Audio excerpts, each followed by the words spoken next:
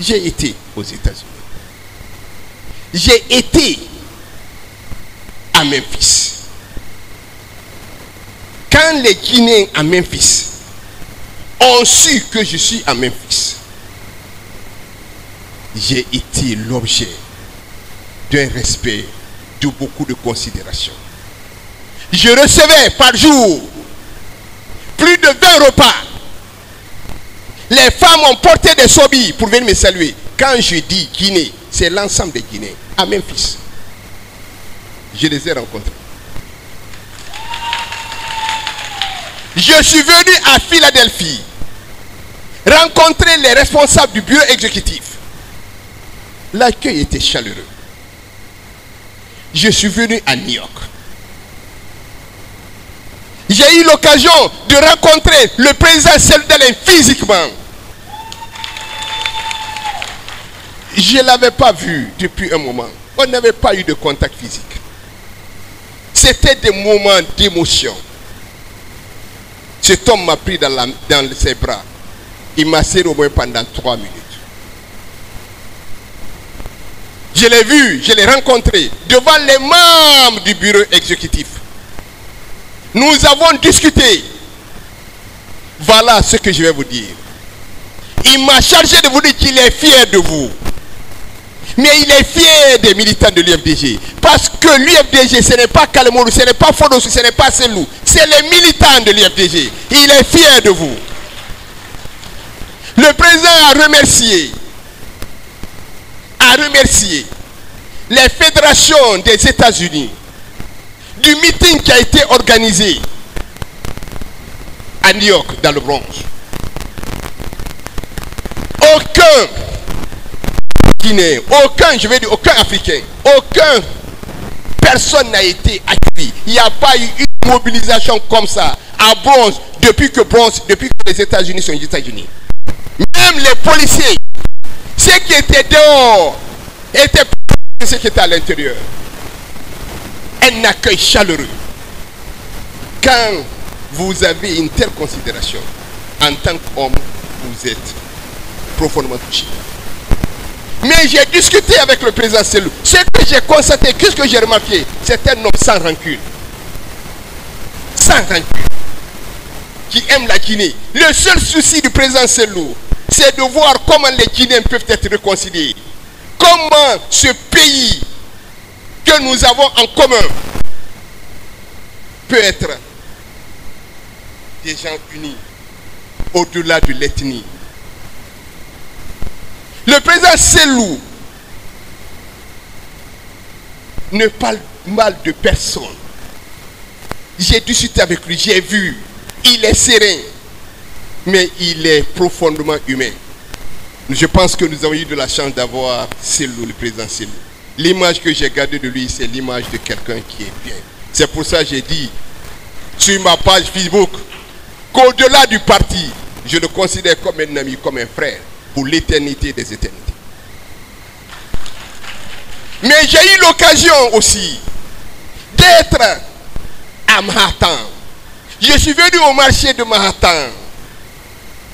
Les gens m'ont reconnu. Je ne connais pas le nombre de Guinéens qui m'ont entouré.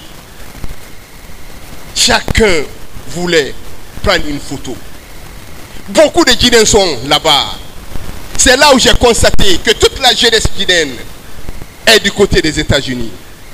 J'ai coulé les larmes parce que j'ai vu beaucoup de Guinéens qui ont pris des photos avec moi. J'ai tiré une leçon et ça m'a servi de leçon pour l'éternité des éternités. Je vais vous dire c'est quoi cette leçon. Il ne s'agit pas d'être riche. Vous pouvez être multimilliardaire, ne pas avoir le respect et la considération. Vous pouvez avoir des buildings. Les gens, ce n'est pas sur ça qui vous jugent. Vous pouvez être, je ne sais pas, vous pouvez dépasser Rockefeller, Bill Gates. Les Guinéens n'ont rien à foutre avec ça.